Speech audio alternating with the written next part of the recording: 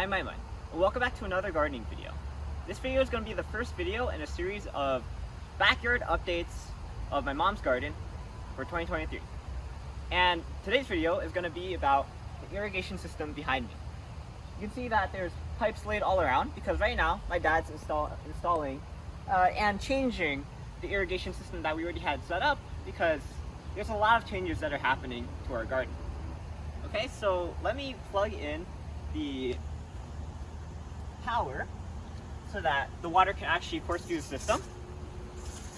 That hose right there is that indicates that power is actually running to the pump, but it's actually a separate pump that's connected to this hose. The irrigation system is powered by a separate pump that the reason that it's not already running is because this hose right here that connects to this hose that connects out there only has to go through about 100 feet. So there's not much water that needs to go through, but for the irrigation system, it has to run through nearly 500 feet of piping. As you can see here, this is a lot of PVC piping that all the water has to go through and fully fill before any water starts coming out.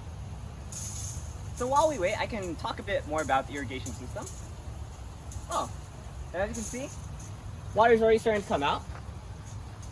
And all of our plants are getting some well-deserved water in the summer heat.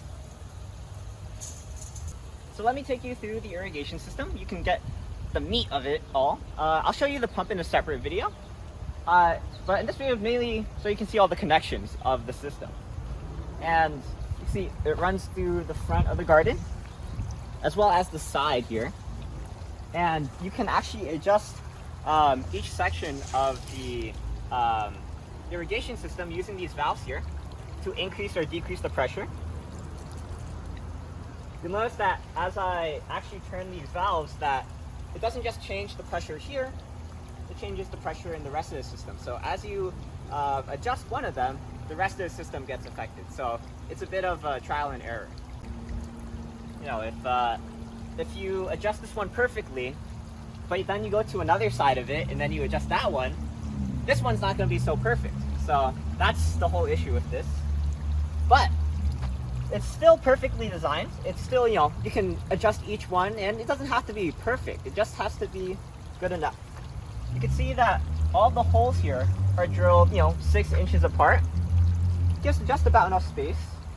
And also, I can talk more about the design of the system later, but it's perfect because, as I mentioned 10 years ago when I first did a video on this irrigation system, it doesn't harm the plants like normal sprinklers do, using these holes. And if you haven't watched that video from 10 years ago yet, you should check it out. It's an interesting watch. Like I said in that video, these don't harm the plants because instead of aiming at the leaves or the top half of the plant like sprinklers would, these aim at the roots, which is really where the water needs to go. But anyway, here we are at the main, the center part of the irrigation system. On the right side of me, you can see where the water feeds from, the river. And it feeds through this 1.5-inch pipe. It has to be big because of the friction of all the water passing through so that it can allow all the water to get by. Right here is a splitter that splits the water into 2 branches, one down there and one here. And this branch goes to this side of the garden. But if you look down here, you can see it goes actually underground. And then it splits into 2 pipes that feed all of these garden boxes here. Pretty amazing. So we're inside the garden now, and we actually dug the ground so that you can see this is where it splits into 2. And it splits from 1.5-inch pipe into 3/4-inch pipe that goes to all these garden boxes. And you can see all of these have their own valves for adjusting them. And the nice thing about this this inside garden system is that the piping here is actually installed at a bit of a slope. And the reason why is it's lower here and it's higher on that side. The reason why is because during the winter, if there's still water in these pipes, we want it to be able to melt and to go down back here. And we also don't glue the pipes together. We just let them slip on. And the reason why is because I guess this is kind of an engineering moment that I could teach here, is because we don't want the system to burst. And so by allowing the pipes to just slip into each other, that may allow leaks, but it also prevents the system from completely breaking if it's all glued together. Sometimes it's more important for your system to be able to fail and you be able to fix it than for it to be completely watertight. Another very important reason that we didn't glue the pipes together is so that we could take them apart later. For example, oh, that's not the way I thought it would come up.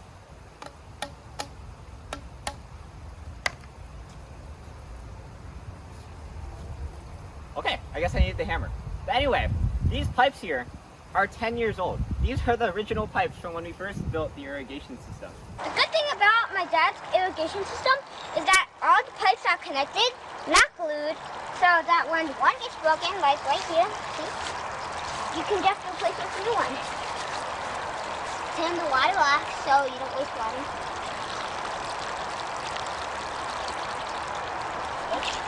Then connect it, and we are able to reuse them because we didn't glue them together. Nowadays, the price for these piping, or for these PVC pipes, is like 4 times the cost it was back then. And so it's extremely important that we're able to reuse all of this, because it would cost too much to do now. Okay, my dad wants me to try again. I know I'm pretty strong, but you know, some things require technique rather than brute strength, so. Oh, this is a bit too, my dad wants me to do it again. So, you know, using a piece of wood, you can just, if you keep going around, then you can hit it off. Let's try it on this side. Oh.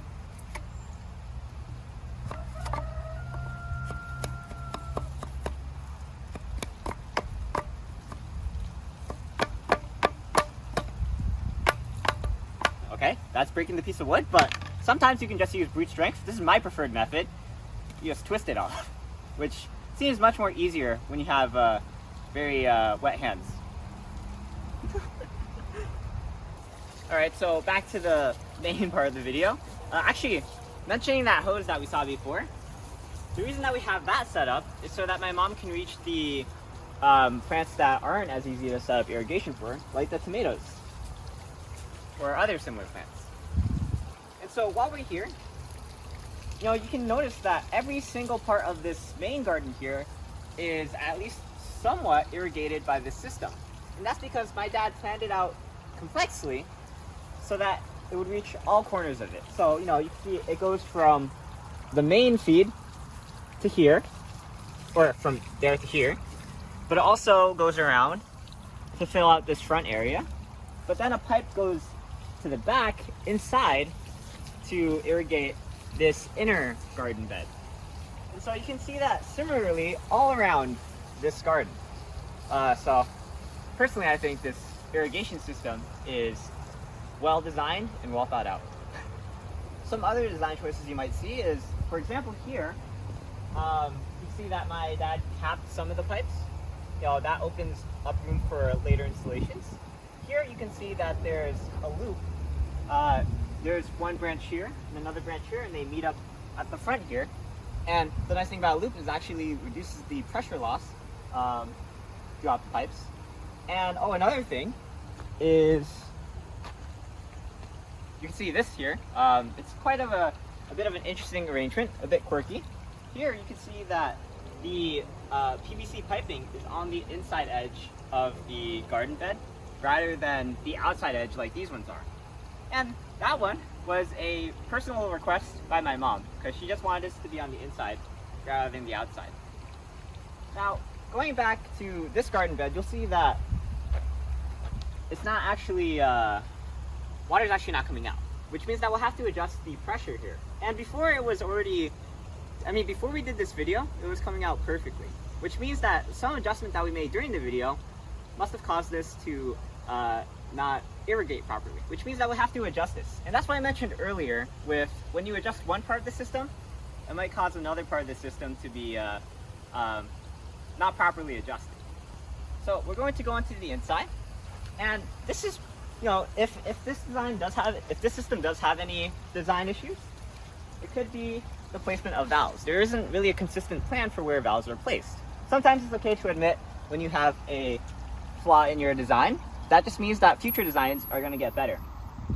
Sorry about that. That's a motion detector. All right. And so this one looks good. That one's going to take a bit to fill up.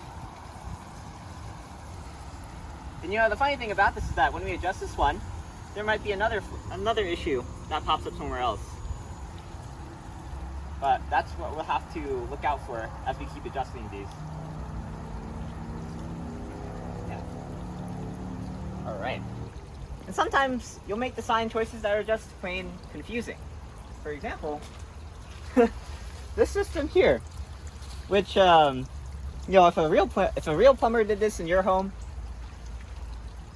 he wouldn't be my plumber anymore. But the reason why we had this set up like this is because my mom, for a separate reason, wanted to keep the totes in the garden. And so my dad had to make a last-minute adjustment, you know, with all this piping to accommodate those. And so, you know, when you have to accommodate multiple requests, you know, sometimes your plans have to adjust a bit. And that's what my dad did. And the nice thing about the system is it's pretty flexible, because PVC piping and in general is just really modular. And that's something that I really like about this design. Like I said, we did this 10 years ago, and we were able to reconfigure and incorporate PVC piping from 10 years ago into this design that we have now, which is really awesome. So when we first designed the system 10 years ago, we drilled our holes in the PVC pipe 3 inches apart, and you might be able to see some leaking through. But when we did that, too much water came out. And another thing was that the water wasn't able to shoot out far enough. And that's because pressure was lost because so much water was coming out and due to all these holes. Similarly, originally we wanted to have just one pipe going through this and have holes on one side and then holes on the other side. But when we did that, we found out that the water wouldn't shoot out far enough. You know, if we put a hole on this side and then a hole on this side, water wouldn't shoot out enough on either side. And so that's why we ended up doing 2 pipes separately that each irrigated their respective side. You know, if you did one hole here on this side and one hole here on this side, it might work. But 2 holes, you know, 6 inches apart wouldn't work. Or if you did one hole here and then 3 inches apart you did one here, it wouldn't work either because there isn't enough pressure. So when you design a system like this, you do have to do a reasonable amount of pressure calculations. But if fluid dynamics isn't really your thing, then our recommendation is just do 6 inches apart for drilling your holes. Your mileage may vary. Another cool thing I want to mention, and probably the last thing I'll talk about, is my dad has always said, when you design something, design it with expandability in mind. And you can see here that some pipes are coming out, and it ends off in this cap here. And that's because my dad has designed this keeping in mind maybe he wants to add some piping going through these blueberry bushes. Maybe he wants to add piping going through those raspberry bushes too. And so he added a split to this PVC piping, and even though he hasn't started working on it yet, he might. And so he just put this cap here to remind himself that he can do it later. And so doing this means less work for him in the future. And that's something that you should always keep in mind when you're designing something. Design something so that in the future when you want to work on it again, it's easier for your future self to do. Because, you know, sometimes a permanent solution can be nice. Like when I mentioned gluing PVC pipes together, sometimes it can be nice, but that leaves more work for you in the future when you need to undo that. Okay, I guess what I said just now is a bit confusing, but basically what I'm just trying to get at is it's easier to plan ahead than to not plan ahead and have to undo your work from before. And talking about that, there's this set of garden boxes here that we just installed that my dad wants to irrigate as well. And so something that we plan to do is cut the pipe right here and add another split that will go over all these garden boxes. Okay, so we have to cut the video short because my mom just came up and said, how come you haven't turned off the water? Look at it, it's all flooded. Well, it has been half an hour and the pump is like, 1,000 gallons per hour. So I guess it is the right time to turn it off. So I'm going to go do that right now. And in the next video, we're going to be talking about that pump. I'll show you what it looks like. It's a unique kind of pump. It's a submersible pump. And I guess I'll show you it in that next video. And we're also going to be doing a few more videos to just show you what we've been working on this summer. I mean, you've kind of gotten a sense of what the garden looks like right now, but I'm sure you're interested in all the more, detailed stuff. Like right here, we've kind of trellised off our raspberry bushes. If you're a longtime viewer, you might notice that the 3-tier garden bed that used to be here has been replaced by just a single-tier garden bed. So there's a video on that. Keep a lookout for that one. And there's just so many other things we're working on this summer before I go back to college. I'm sorry, I had to plug that in. But in the meantime, I'm Aiman, and thanks for watching. Please like, comment, subscribe, and look at other videos on EyeOnAiman, especially the gardening videos.